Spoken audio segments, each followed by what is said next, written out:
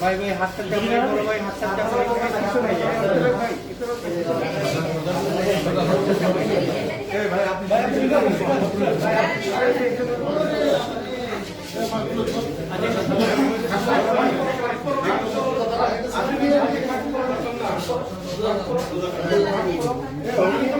ভাই হাত একটা ছবি নিয়ে নেই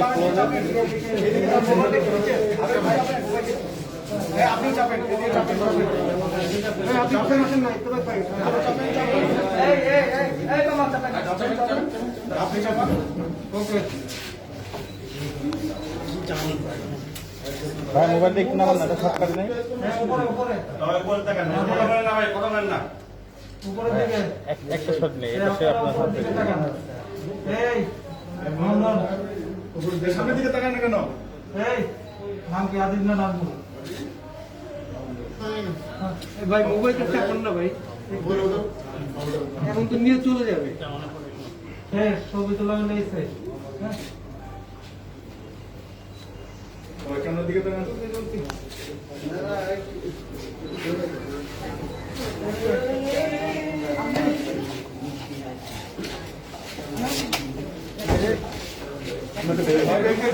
সরি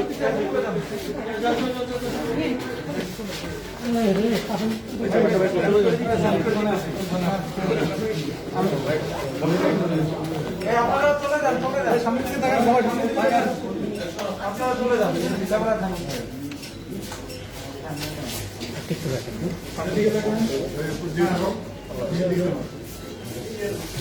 অনেক তো এই আপনি পিছনে মাস্ক না পরে আপনি এখানে মাস্ক ছাড়া কেউ আছে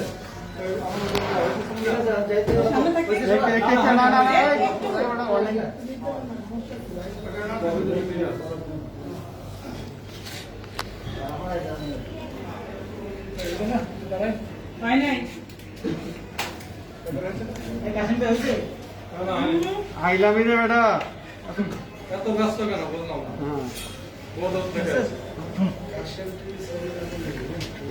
ওকে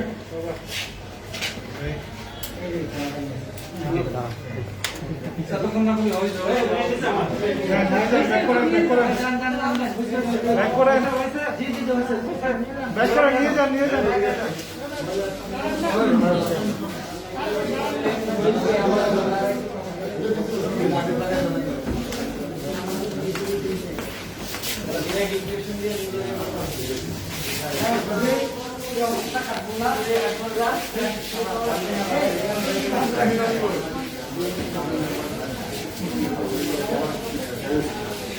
যেমন মত কাজ করছে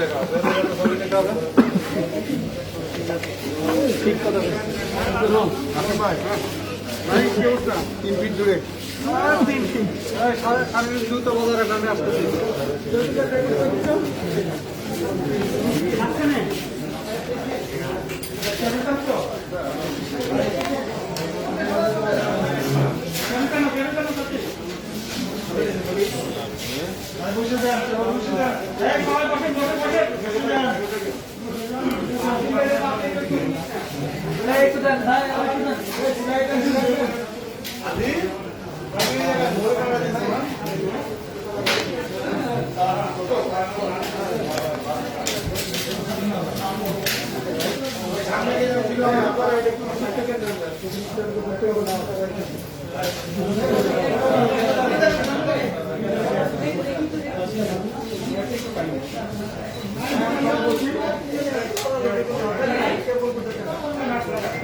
একটু দূরে থেকে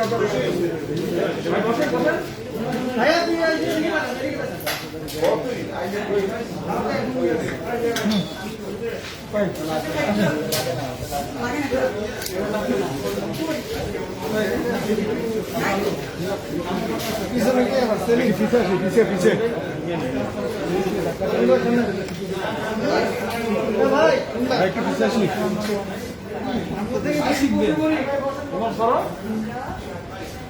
ভাই শোনা ইয়ে করতেছে মাইক্রোফোন পড়ে যাবে পড়ে যাবে পড়ে যাবে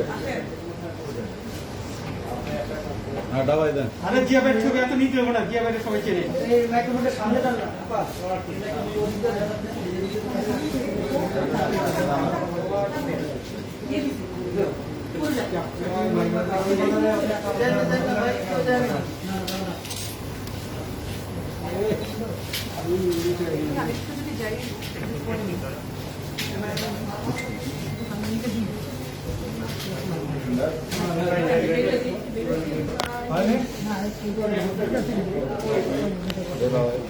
জায়গা জায়গা দেই যাই সামনে এত সামনে গেলে পিছিয়ে এলে কত সবার সব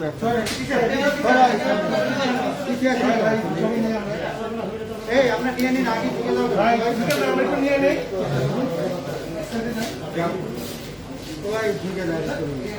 এই মেয়ে সবার শেষে আমি নিব, এরপর সবাই দাঁড়ায় থাকবা। আমি কিন্তু ছবি ছাড়া করবো না, এখান থেকে ব্রিফিং আটকে রাখি।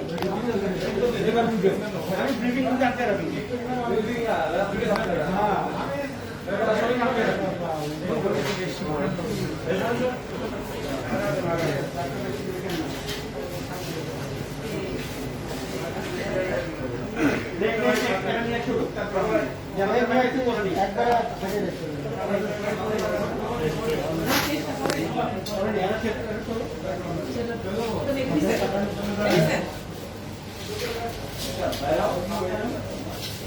আমি কই দাঁড়াবো রে আমি কি লাইভে যাবো নাকি চলে যান চলে যান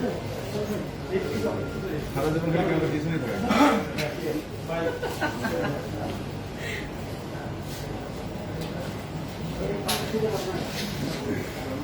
দেখা ঠিক আছে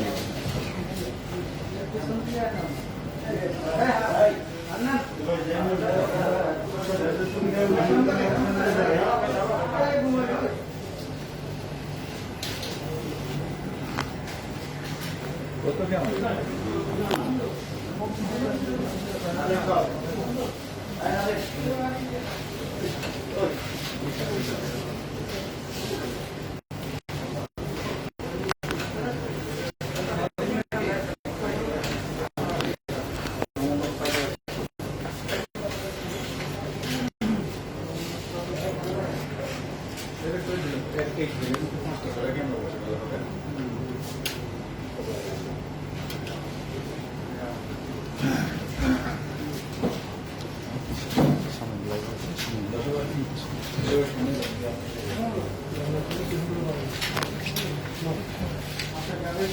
দাঁড়ান না ভাই আরো টিভি বন্ধ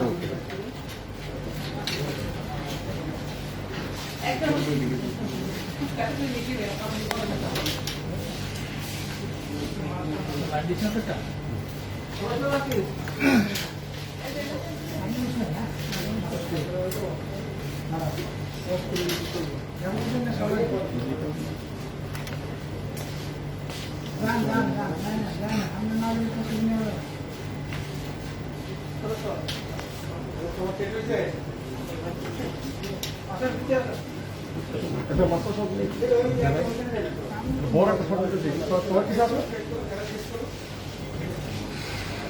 আসো আসো পিছনে কি আছে ভাই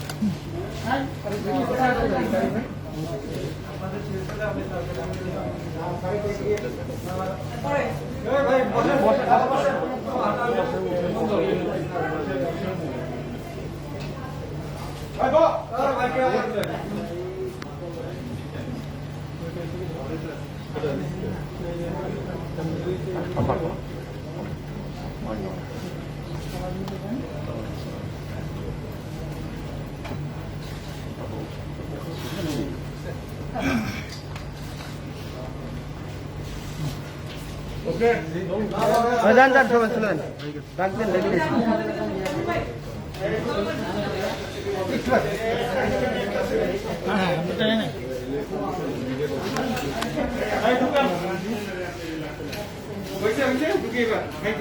বুঝলাম না, এত অস্থির কেন? ভাই ছবিটা নিতেছি সবাই দেখছে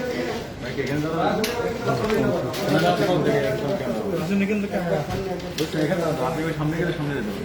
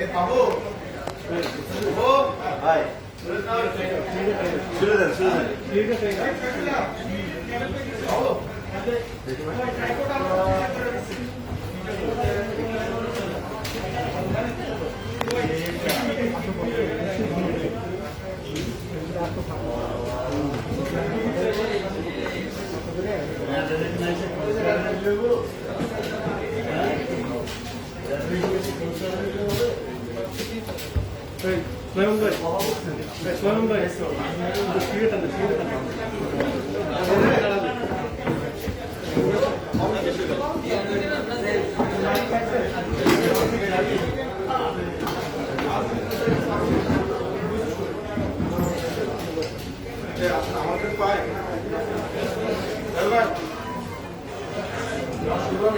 আর আগে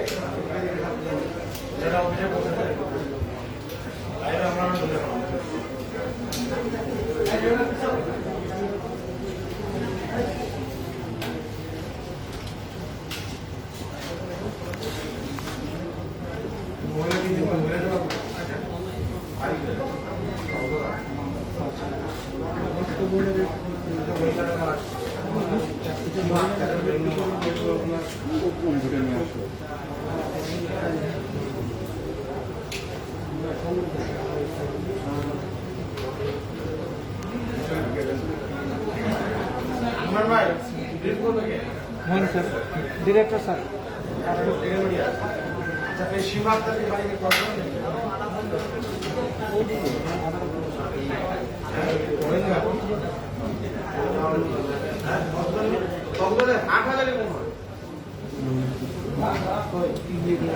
মাদারি করেছে প্রেস রিলিজ আনে নাই ভাই আসেন আগে ভাই না আসছেন কংগ্রেচুলেশন ভাই কারা ভালো কথা দিল না আপনি দিচ্ছে এই জন্য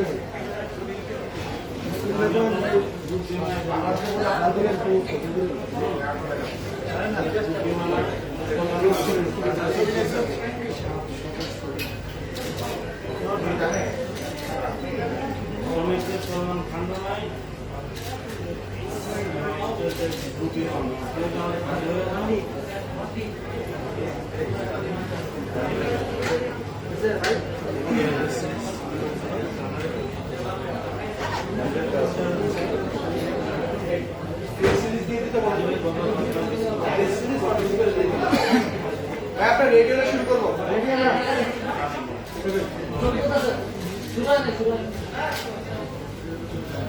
মোবাইলে কাজ শুরু করছো নামটা ভাই দাদা রোহন ভাই আপনি ভালো লাইভ করবেন নাকি আচ্ছা না লাইভে তো করব এই ক্যামেরাটা করে সেট করতেছে না না আপনি একটু পিছানো দেওয়াল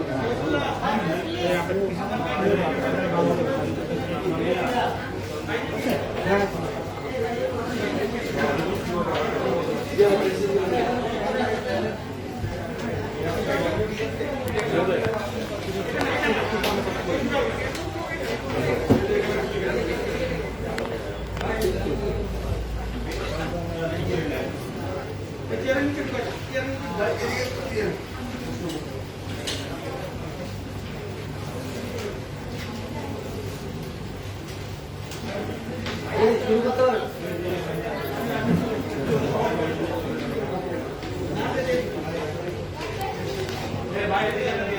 প্রেসিস যা আপনি সরে যাও ক্যামেরার সামনে থেকে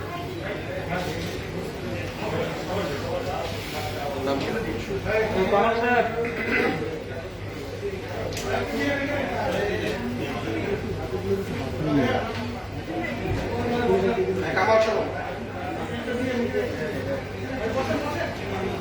বিসমিল্লাহির রহমানির রহিম। সাম্প্রতিক সময়ে অবৈধভাবে ইউরোপ গমনের ক্ষেত্রে আপনারা দেখছেন ভূমধ্য সাগরে নৌপথ ব্যবহৃত হচ্ছে।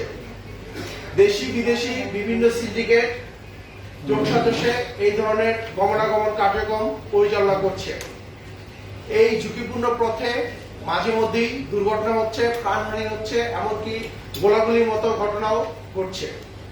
অতি সম্প্রতি গত 28 ও 29 জুন 2021 তারিখে অবৈধভাবে ইউরোপ গমনকালে তিউনিসিয়ার উপকূলে প্রায় 84 জন যাত্রীকে উদ্ধার করা হয় এবং তাদের কাছ থেকে জানা যায় যে 43 জন বিভিন্ন দেশে বাংলাদেশ, মিশর সহ সুদান সহ 43 জন যাত্রী নিখোঁজ রয়েছে।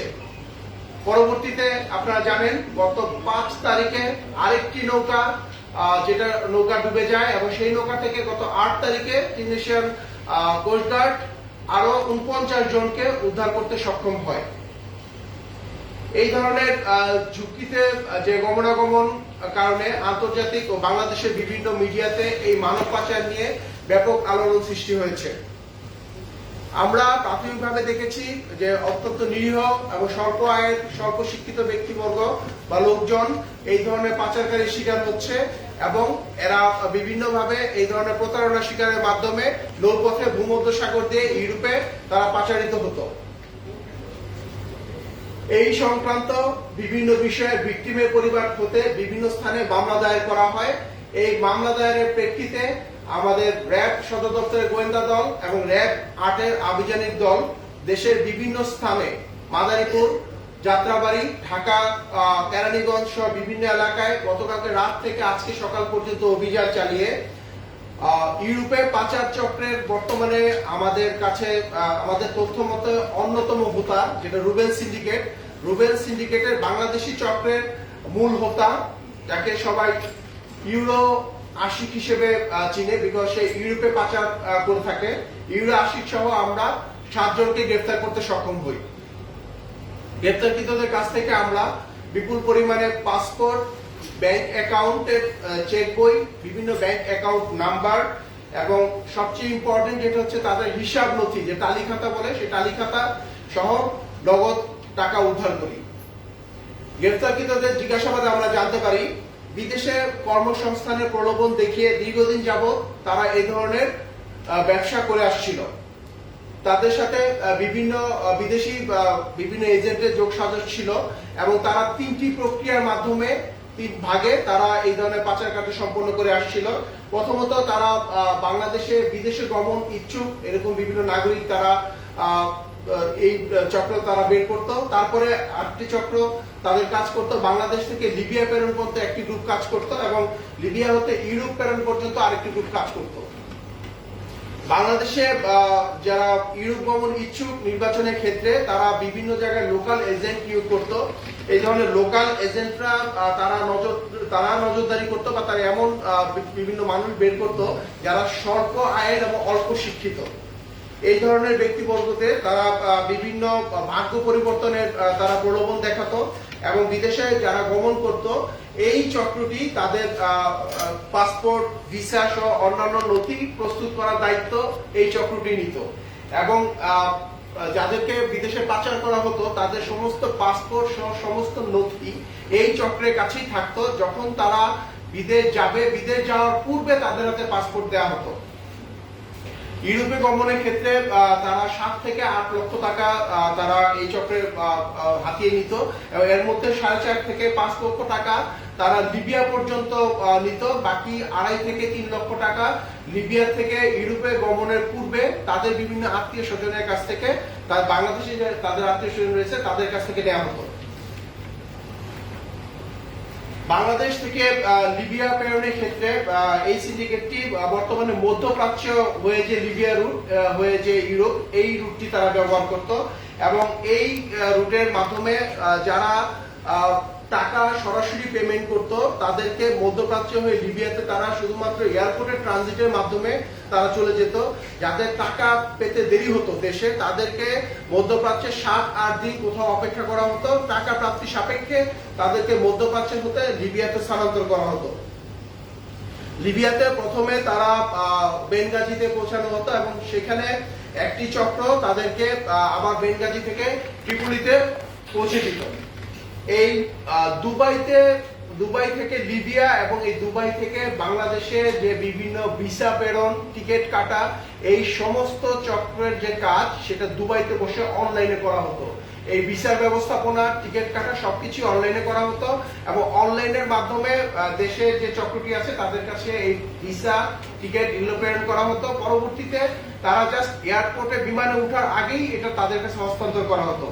একইভাবে দুবাইতে পৌঁছানোর পরে এই চক্রটি দুবাই বা মধ্যপ্রাচ্য থেকে যে লিবিয়ার যেই মারাকাপা যেটা বলা হয় ভিসার মধ্যে, যেটা লিবিয়া থেকে দুবাই থেকে বা মধ্যপ্রাচ্য থেকে যে লিবিয়াতে প্রেরণ সেটাকে মারাকাপা বলা হয়, এই ডকুমেন্টটাও তারা তাদের কাছেই রাখতো এবং সবকিছু টাকা যখন হস্তান্তর করা হতো দেশে যাদের যে এজেন্ট আছে, তখন তারা এই মারাকাপা সহ যারা পাচারিত হতো তাদের কাছে তারা ডকুমেন্ট দিয়ে দিত। এবং এই চক্র যে দুবাই এবং লিবিয়ার যে চক্র, সেখানে বর্তমানে আমরা জিজ্ঞাসাবাদের মাধ্যমে জেনেছি যে রুবেল সিন্ডিকেট এটা এখন অত্যন্ত সক্রিয় রয়েছে।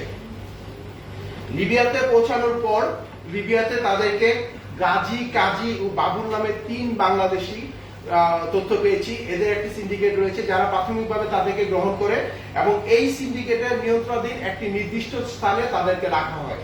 পরবর্তীতে যারা পাচারিত হয় এদের আত্মীয় স্বজনের সাথে লিবিয়া থেকে ট্রিপলিতে এরা থাকা অবস্থায় যোগাযোগ করা হয় এবং এদের আত্মীয় স্বজন যখন 2.5 থেকে 3 লক্ষ টাকা প্রদান করে দেশের বিভিন্ন এজেন্টের কাছে, তখন এদেরকে ইউরোপে পাচারের জন্য প্রস্তুত রাখা হয়।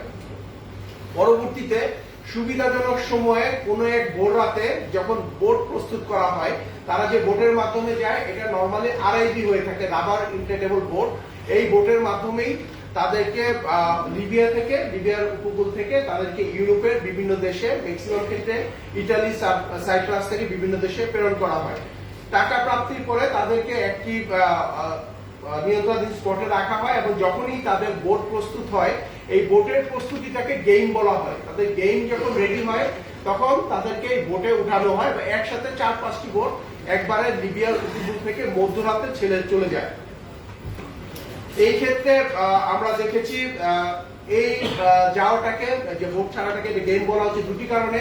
একটি হচ্ছে এটা অত্যন্ত ঝুঁকিপূর্ণ, আরেকটি হচ্ছে যে ঝুঁকিপূর্ণ ভাবে যদি আপনি ইউরোপে যেতে পারেন তখন একটি সুন্দর ভবিষ্যতের স্বপ্ন তারা দেখে, এই জন্য এটাকে গেম বলা হয়।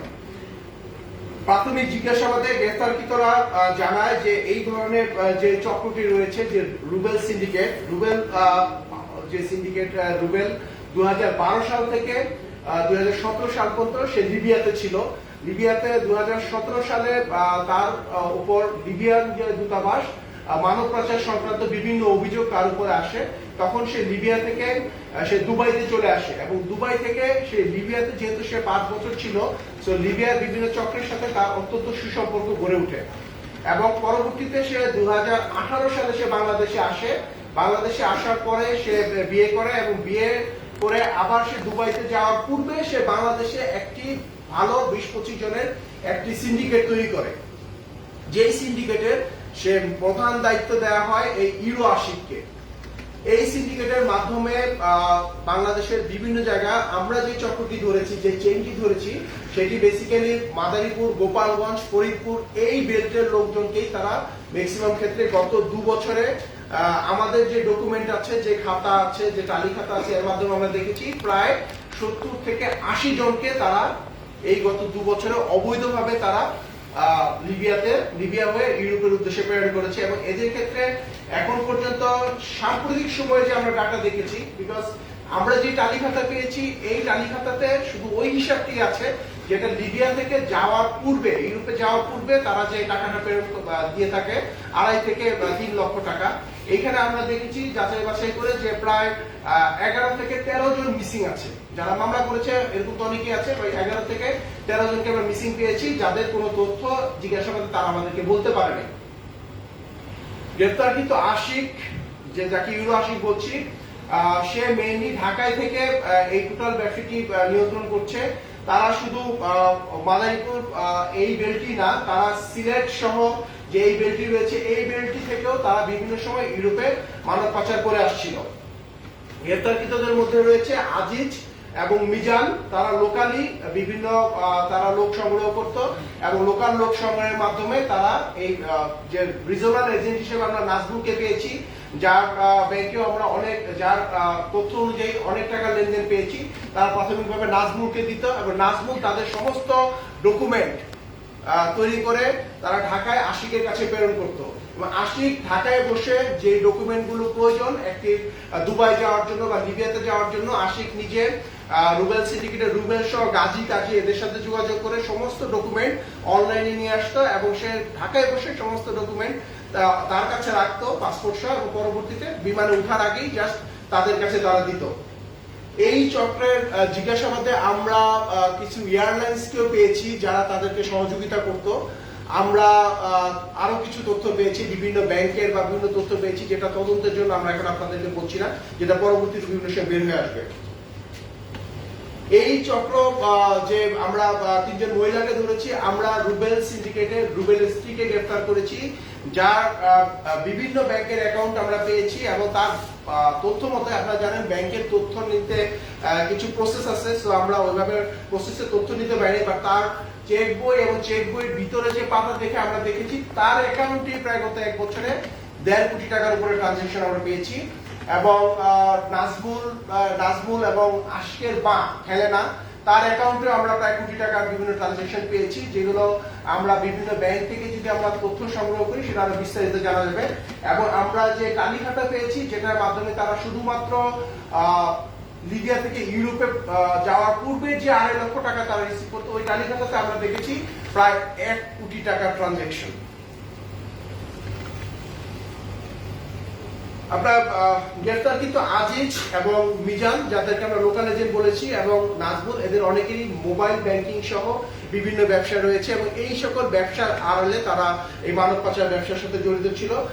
রুবেলের স্ত্রী আমরা সীমাকে গ্রেফতার করেছি। সীমার অ্যাকাউন্টে সর্বশেষ খরচের পরে যে লভ্যাংশ সেটা সীমার অ্যাকাউন্টে জমা হতো এবং তার বোন হেলেনা ও পলি, হেলেনা ঢাকার কেরানীগঞ্জে ছিল, কেরানীগঞ্জে থেকে সে মানব পাচারের এই কার্যক্রম পরিচালনা করতো এবং আশিকের যত টাকা প্রয়োজন হতো বিভিন্ন প্রসেসিং করার জন্য সেটা হেলেনার কাছ থেকে নেওয়া হতো এবং হেলেনার অ্যাকাউন্টে বিভিন্ন মাদারীপুর বা বিভিন্ন জায়গা থেকে যে সকল টাকা আসতো সেটা হেলেনার অ্যাকাউন্টে জমা হতো।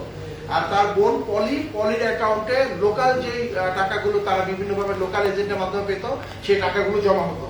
গ্রেফতারকৃতদের বিরুদ্ধে আইনানুগ ব্যবস্থা প্রক্রিয়া। রুবেলের অবস্থান কি? সে এখন কোথায় আছে?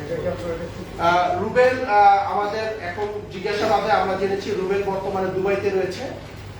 দুবাইতে সে একটি কোম্পানিতে চাকরির আরো সেই ব্যবসা করছে। রুবেলের ব্যাপারে আমরা তথ্য নিয়ে আমরা প্রবাসী কল্যাণ সংস্থাকে আমরা দিব, এই ব্যাপারে আমরা ব্যবস্থা নিচ্ছি।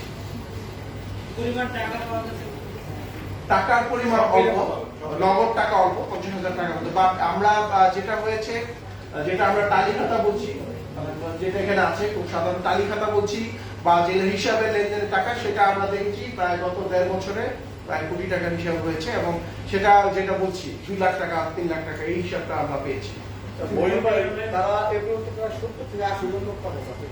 আমাদের খাতা হিসেবে এই 70 জন কতজন ভূমধ্যসাগরে মারা গেছে আপনারা পেয়েছেন? আচ্ছা, প্রথমত বিষয় হচ্ছে যে আপনারা হয়তো জেনে থাকবেন যে লাস্ট যেটা 43 জনকে মারা গিয়েছে আমরা শুনেছি। এটার কারা কারা মারা গিয়েছে বা কারা কারা লিস্ট কিন্তু এখনো সরকারিভাবে আমরা পাইনি, কেউ পাইনি।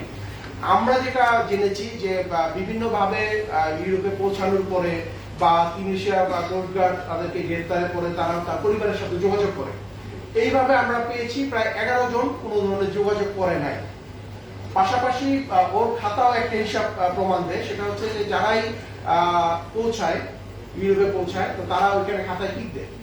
সেই টিকেও আমরা দেখেছি যে তারা 11 জনকে টিক দিতে পারে নাই, মানে যে 2 লাখ 2.5 লক্ষ টাকা তারা 11 জন থেকে পায় নাই। এইভাবে বিভিন্ন অ্যানালাইসিসের মাধ্যমে, বিকজ এরা যারা দেশের চক্র তারাও অ্যাকচুয়ালি জানে না যে লাস্ট যে ভোটে 43 জন মারা গেছে এখানে অ্যাকচুয়ালি কতজন বাংলাদেশি এবং কতজন মারা গিয়েছে। এবং আপনারা জানেন আজকেও কিন্তু একটি তথ্য এসেছে যে 49 জন উদ্ধার করেছে ডিভিশন কোস্টগার্ড, এখানেও ওদের সদস্য আছে। আমরা যে খাতা পেয়েছি লাস্ট 19 তারিখেও প্রায় 13 জন লোক গিয়েছে, সেটা টাকার হিসাব এখানে আছে। এবং তারা যাদেরকে পাঠিয়েছে বিভিন্ন সময়ে সবাইকেই বিভিন্ন সময় ট্যুরিস্ট ভিসায় পাঠিয়েছে। ট্যুরিস্ট ভিসা এটা থেকে তারা মধ্যপ্রাচ্যে পাঠিয়েছে, পরবর্তীতে লিবিয়া থেকে মারাকাপা যে ভিসাটা বলে এর মাধ্যমে তারা লিবিয়াতে গিয়েছে। এই চক্রের সাথে কি এই সাতগুলি জড়িত না? বাংলাদেশে আরো কোথাও রুবেলের আরো সিন্ডিকেট রয়েছে, আমি থেকে থাকে তাদেরকে ধরার পক্ষে আমি আপনাদেরকে বলেছি যে আমরা দেখেছি যে 20-25 জনের মতো চক্র রয়েছে, 20-25 জন, ম্যাক্সিমামই লোকাল এজেন্ট, লোকালে বিভিন্ন সদস্যের মতো সংগ্রহ করে এবং তারা 10,000 টাকা পর্যন্ত পায়। এটা রেট একদম, যে একটা যদি এরকম মানব পাচারের জন্য একটা লোক দিতে পারে তারা 10,000 টাকা কিন্তু লোকালে যারা আছে, যেমন আমরা আজিজকে গ্রেফতার করেছি, আমরা মিজানকে গ্রেফতার করেছি, তারা ছিল লোকাল এজেন্ট। আমরা এই অপারেশন যেটা করেছি, এটা যেটা অভিযোগের ভিত্তিতে আমি আপনাদেরকে বলেছি, কিছু অভিযোগ হয়েছে মাদারীপুর এলাকায়, সেই অভিযোগের ভিত্তিতে অপারেশন করেছি এবং এটা মাদারীপুর, গোপালগঞ্জ, ফরিদপুর এই কেন্দ্রিক। আর এই চক্রের আমি বলেছি সিলেট, সুনামগঞ্জ এদিকেও এদের এজেন্ট রয়েছে এবং এদিকেও আমরা নজরদারি রাখছি। এবং স্পেশালি আপনারা জানেন যে এই ধরনের অভিযান পরিচালনার ক্ষেত্রে মামলা একটি বিষয়, মামলার প্রেক্ষিতে আমরা করে থাকি। মামলা ছাড়াও আমরা এই চক্রে যারা অন্য সদস্য আছে ওদের কাছ থেকে নাম নিয়ে আমরা দেখে গ্রেফতারের চেষ্টা করি। এরা চক্রের সঙ্গে এরা কাজ করছে, মানব পাচারের সঙ্গে রুবেল দেশের বাইরে আছে, অবস্থান করছে। এই লিঙ্ক আপটা আসলে কিভাবে ইন্টারন্যাশনাল তারা করতেছে এই রুবেল, সে বিষয়টা কত তুলেছেন? আচ্ছা, যেটা হয়েছে আমি গ্রেফতারকৃত আশিক সম্পর্কে আপনাদেরকে একটু বলি, যাকে ইউরো আশিক বলছি একটু। আশিক 2017 সালে এইচএসসি পরীক্ষায় সে ফেল করে, পরবর্তীতে সে মধ্যপ্রাচ্যে চলে যায় রুবেলের মাধ্যমে। এবং আশিক 2 বছর মধ্যপ্রাচ্যে ছিল। 2 বছর আশিক মধ্যপ্রাচ্যে থাকাকালীন সময়ে রুবেল এবং আশিক এই যে কাজী গাজী বাবু যে গ্রুপটা আছে লিবিয়াতে, এই গ্রুপটার মাধ্যমে একটা সখ্যতা তৈরি হয় এবং তারা ওইখানে আরো যে বিভিন্ন সিন্ডিকেট আছে এদের সাথে একটা রিলেশনশিপ তৈরি হয়। এবং যেটা আপনাকে বলেছি যে আমরা এমন তথ্য পেয়েছি যে এখানে স্পেশালি কিছু এয়ারলাইন্স তাদেরকে স্পেশাল সুবিধা দিচ্ছে, যে কখনো যদি তারা টোটাল পেমেন্টটা কুইকলি করে ফেলে, যে 7-8 লাখ টাকা সরাসরি পেমেন্ট করে ফেলছে, তখন তাদেরকে কিন্তু আর এয়ারপোর্ট থেকে অনেক ক্ষেত্রে বের হতে হয় না, তারা ওইখানেই ট্রানজিটে অপেক্ষা করে এবং তাদের যে মার্কাপা যেটা লিবিয়া থেকে আসে এটা খুব তাড়াতাড়ি চলে আসে। বাট কোনো কোনো ক্ষেত্রে 4 লাখ বা 7 লাখ টাকা তারা দিয়েছে, সেই ক্ষেত্রে তাদেরকে আবার মধ্যপ্রাচ্যে এয়ারপোর্ট থেকে বের হয়ে তখন কোনো একটা নিয়ন্ত্রিত স্থানে তাদেরকে রাখা হয় এবং অপেক্ষা করা হয় বাকি টাকার জন্য। এই টোটাল ম্যানেজমেন্টটা আশিক, রুবেল সহ এরা এই 2 বছরে দুবাইতে বা বিভিন্ন মধ্যপ্রাচ্যে যে বিভিন্ন শহরগুলোতে তারা ছিল তারা হস্তগত করে, তারা শিখে। পরবর্তীতে আশিক এবং রুবেল তারা একই সময়ে আসে দেশে এবং আশিক আর বিদেশ যায় না, আশিক দেশে থেকে এই ব্যবসাটা পরিচালনা করে। এবং রুবেল যেহেতু লিবিয়া দূতাবাসে তার নামে অভিযোগ হয়, সেই জন্য দুবাই থেকেই সেই লিবিয়া যে গাজী যাদের নাম আমরা পেয়েছি এদের সাথে যোগাযোগের মাধ্যমে এই চক্রটি কাজ করে যাচ্ছে। এখন পর্যন্ত তাদেরকে আমরা পেয়েছি বাংলাদেশি সিন্ডিকেটের সদস্য হিসেবে। এখানে অন্য দেশের কোনো সদস্য আছে কিনা এই ব্যাপারে আমরা কোনো তথ্য এখনো পাইনি। এমবাসির কোনো ধরনের যোগ সদস্য ছাড়া এই প্রক্রিয়া কিন্তু সম্ভব বাংলাদেশ থেকে দুবাই থেকে আপনার এখানে আমরা যদি আপনি এক্ষেত্রে বলেন, যেমন নর্মালি যারা লিগালি বিদেশ যাবে তাদেরকে তো প্রবাসী কল্যাণ মন্ত্রণালয়ে যেতে হয় এবং তাদেরকে বিএমপিটি একটি কার্ড বলে, যেটা আর কি, আপনি যদি যেতে চান তাহলে আপনাকে প্রবাসী কল্যাণ মন্ত্রণালয়ে যেতে হবে, তারা সেখানে আপনাকে বিস্তারিত জানাবে এই দেশে। এবং প্রতিটি দেশের জন্য কিন্তু ফিক্স করা আছে যে কোন দেশের জন্য কত টাকা সরকারি চার্জ, এবং এই চার্জ তাদেরকে জানাবে, তাদেরকে ট্রেনিং করাবে এবং বিএমইটি কার্ড দেওয়ার সাপেক্ষে তাদেরকে বিদেশে যাওয়ার অনুমতি দেওয়া হয়। তো আপনার এই চক্রটি যেটা করে আসছিল, ইভেন তারা আমরা যেটা দেখেছি তারা কোনো বাংলাদেশের এজেন্সি সহযোগিতাও নেয়নি। তারা যেটা করেছে এখান থেকে তারা মধ্যপ্রাচ্যে যোগাযোগ করেছে, মধ্যপ্রাচ্যে বসে তাদের জন্য অনলাইন ভিসা, বিভিন্ন চক্রের মাধ্যমে অনলাইন ভিসার ব্যবস্থা করছে, যেটা ট্যুরিস্ট ভিসা আপনাকে বলেছি, যেটা ট্যুরিস্ট ভিসা। কিছু কিছু ক্ষেত্রে তাদের যদি ক্রাইটেরিয়া ফিল আপ করে তারা মধ্যপ্রাচ্যে দুবাই ছাড়া অন্যান্য দেশের বিজনেস ভিসাও তাদেরকে দিয়েছে। তো তো এই ভিসাটাও তারা অনলাইনে করেছে, এটাও অনলাইনে পাঠিয়েছে। যেটা আপনাকে বলেছি যে আমরা কিছু এয়ারলাইন্সের কিছু তথ্য পেয়েছি, এর মাধ্যমে তারা একটা সহযোগিতা পেয়ে এবং কানেক্টিং ফ্লাইটে তারা লিবিয়াতে পৌঁছে দিয়েছে। এই ক্ষেত্রে যেটা হয়েছে, মারাকাপা ভিসা যারা দিয়েছে এবং লিবিয়ার যে এজেন্ট কাজী বাবুল, এই এজেন্টটি অনেকটাই স্ট্রং। তাদের বেনগাজিতে তাদের হোল্ড অনেক স্ট্রং এবং তারা সেখান থেকে বেনগাজি থেকে খুব কুইকলি তারা ট্রিপলিতে নিয়ে চলে যায় এবং সেখানে তাদের নিয়ন্ত্রণাধীন যে এলাকাতে থাকে, আমরা যেটা জিজ্ঞাসাবাদ জেনেছি সেটা অত্যন্ত নিয়ন্ত্রণাধীন। মানে সেখানে শুধু এমন নয় যে বাংলাদেশে, সেখানে সুদান, মিশর থেকে বিভিন্ন দেশের লোকজন ওই নিয়ন্ত্রণাধীন এলাকাতে থাকে। এবং এখানে শুধু আপনারা দেখেছেন যে শুধু বাংলাদেশি লোক যাচ্ছে না মানব পাচারের সময়, বিভিন্ন দেশের লোক সহ ৪-৫টি বোট, এবং যে বোটে হয়তো আড়াইবিতে যেখানে হয়তো সর্বোচ্চ 50 জন নেওয়া যায়, কিন্তু সেক্ষেত্রে আপনারা দেখছেন 84 জন উদ্ধার, 43 জন নিখোঁজ, মানে প্রায় 120-25 জনকে তারা ওই একই বোটে উঠাচ্ছে। তো মোহিন ভাই, তার মানে এয়ারলাইন্স, কতগুলো এয়ারলাইন্স এই সাথে জড়িত এবং কত টাকা করে নেয় এক একজন লোক প্রতি, কত টাকা করে এয়ারলাইন্স? আমরা যেটা পেয়েছি, আমরা একটি এয়ারলাইন্সের তথ্য তাদের কাছ থেকে পেয়েছি, যেটা তারা ইন্টারন্যাশনালি তাদের কাছ থেকে বিভিন্ন সহযোগিতা পাচ্ছে। এয়ারলাইন্স তাদের কাছ থেকে ওইরকম কোনো টাকা নিচ্ছে না, এয়ারলাইন্স তার এয়ারফেয়ারই নিচ্ছে, বাট যারা এয়ারলাইন্সের সাথে সমঝোতা করে দিচ্ছে দুবাইতে, তারা একটা পার্সেন্টেজ পাচ্ছে। ঠিক আছে।